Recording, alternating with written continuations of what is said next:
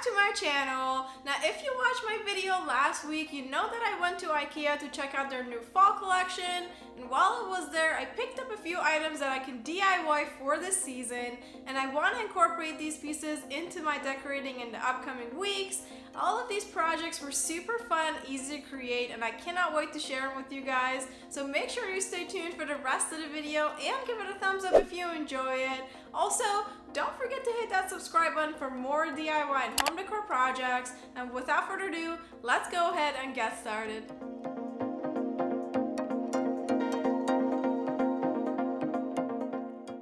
This first IKEA hack project is inspired by one of my favorite YouTubers, Tina Ley. She DIY'd a sun and moon phase wall hanging using a similar rug from IKEA. I took inspiration from her piece to create my own fall themed wall hanging. For this project, I used the SORTSO rug from IKEA that sells for $3.99. The size of this particular rug is about 2 by 3 feet, so it makes a pretty large wall hanging, which is great. To start off the project, I removed the tag that's sewed into the rug with my X-Acto knife, making sure to pull all the remaining threads out of the fabric. In the next step, I outlined the design that I had in mind on the rug using a pencil. I chose an abstract mountain range design for this project because fall season always reminds me of beautiful scenery with all the rich colors in the sky that highlight the mountains and their depth in my perspective. With that said, you can obviously choose any pattern or design you like for your project, and it can be anything that gives you the best fall vibes. I ended up with 5 abstract mountains on my rug, and I thought that looked good. I then proceeded to mixing acrylic paints, all within the warm color spectrum that really speak fall to me. I started with a rich brown acrylic color and mixed enough of that in a cup. I painted the first mountain with this color using a medium-sized brush.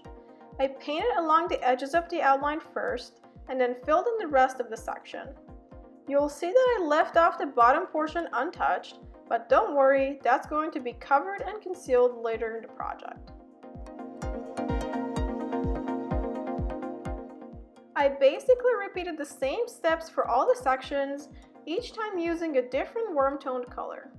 I mixed in all the colors until I was happy with them, but make sure to customize this part to your taste.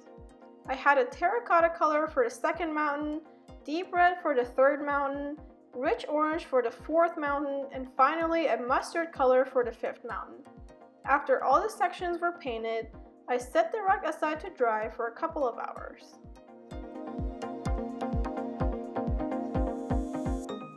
Painting all the sections did take quite some time, I think about 20 to 30 minutes per mountain, and you can see the sun moving forward on my DIY table, and I just didn't notice it. But this was so therapeutic for me and I enjoyed it a lot and totally didn't feel the time go by.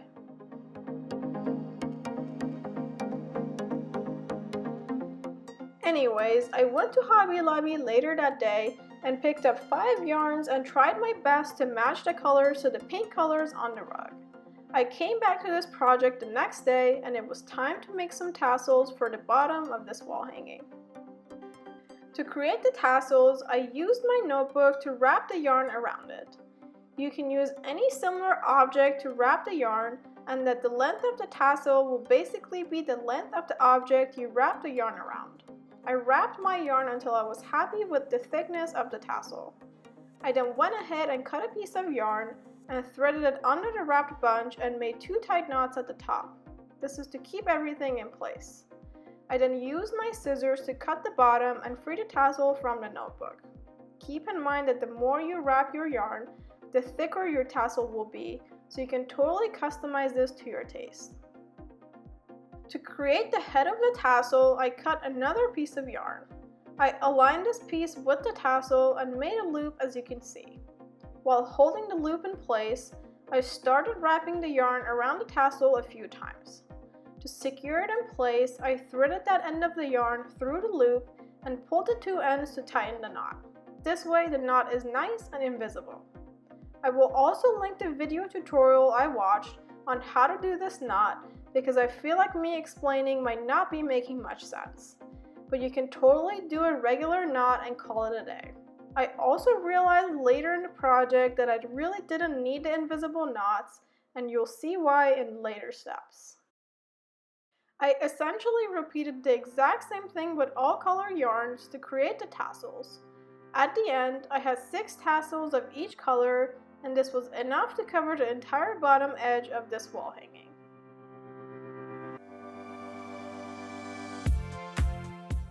In the next step, I simply used my hot glue to attach all the tassels to the bottom of the rug. I made sure to glue these just over the line where I stopped the brown paint. This is to make sure none of the original rug color is going to show through in the end. Now you can totally sew these tassels on if you know how to or you're good at sewing. But I don't really know much about sewing and I just went with hot glue and I think it worked out perfectly fine for this project. Plus, I'm pretty sure gluing them on is way faster than sewing each one in place. So I continued this process, alternating all 5 color tassels and repeating the pattern again. This is also the step where I realized having invisible knots wasn't really necessary because I could have used a simple knot and just glued that side to the rug and hide the knot that way. So I would say as long as the tassels are not free hanging like in this project, going with a simple knot is way faster and easier. Once I was done gluing all the tassels in place, I went ahead and trimmed the other edge with my scissors down to the sewing line. Next, I placed the wooden dowel that I got from the hardware store along the edge and aligned it to be symmetrical on both sides. I used my staple gun to attach the rug to this wooden dowel in 5 different places to make sure it's nice and secure. After that, I tucked the edges in and glued them in place again with my hot glue. This will just help with a polished look at the end so none of the edge shows through once it's hanging. Next, I cut a piece of macrame cord to size and attached it to both sides of the wooden dowel. I created 2 knots on each side to make sure it's going to stay in place. Lastly, I brushed and trimmed all the excess yarn from the tassels. That completed this first IKEA fall decor DIY, and I'm in love with how this wall hanging turned out. It totally gives me all the good vibes of the fall season, and it was so fun and therapeutic to create. I also think this is such a great way to make a large statement piece without breaking the bank.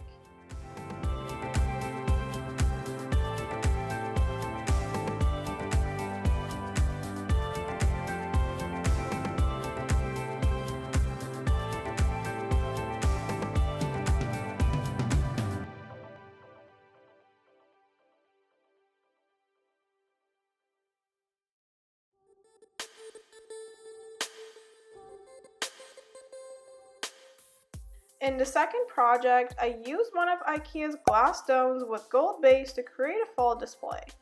I started by removing the packaging and setting aside the glass part. I also used a white foam disc from the dollar store so I can stick my fall florals in it. I decided to paint this foam piece gold as well to match the base of the glass dome. I just used some good old acrylic paint to cover this entire foam and let it dry.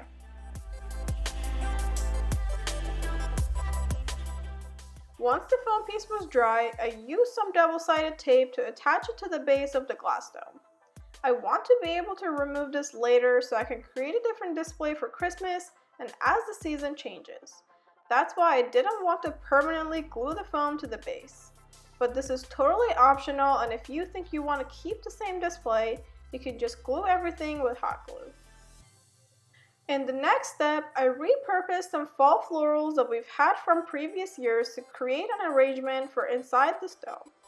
I played around with the placement of each floral piece, and once I was happy with it, I pressed the stem into the foam. I repeated this with a few different faux florals, including a pumpkin and some fall leaves.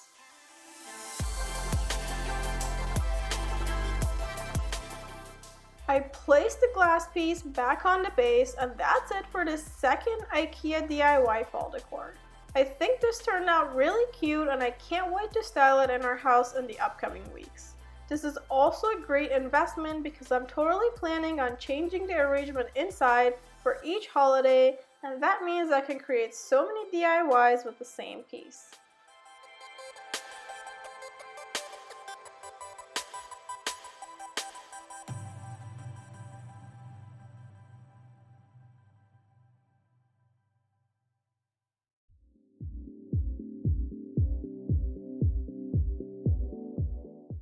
For the last project, I created a fall themed doormat with IKEA's trampa mat. Now I've done a similar DIY before and I'll link that video in the description box. But this time I'm using the bigger trampa doormat that retails for $9.99, and this one fits our front entryway better. I also use a different medium as my last video to create this custom doormat.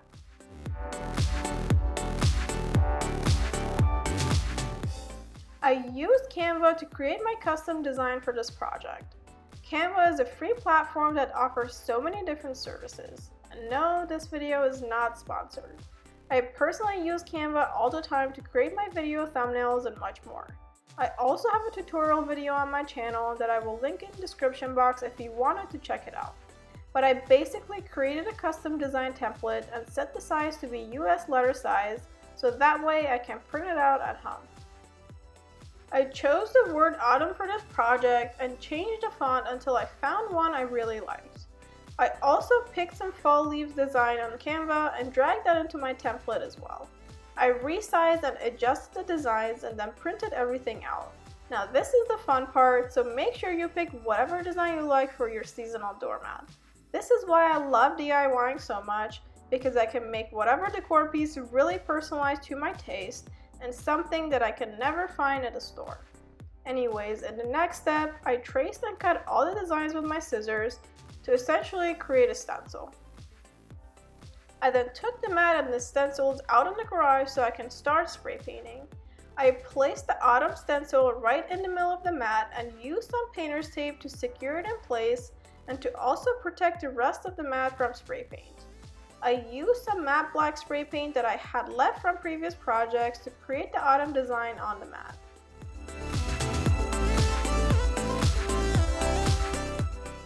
After that, I used the leaf stencil and basically repeated the same process to create two sets of leaves on the bottom left and top right of the mat, kind of close to the text. After I had sprayed all my designs, I let the mat dry for a couple hours. Again, this is the part you get to customize. You can choose any color spray paint or even multiple colors, but I wanted to keep mine on the minimal side.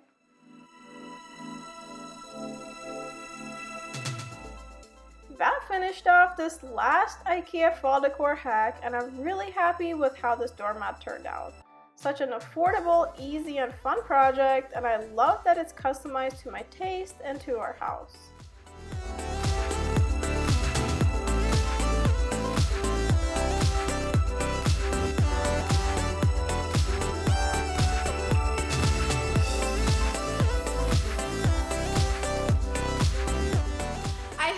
You enjoyed these IKEA hack projects and got inspired to create your own personalized pieces for this fall. Now let me know in the comments below which one of these 3 projects was your favorite, and as always, thank you so much for watching. Don't forget to subscribe, and I'll catch you in my next video. Bye!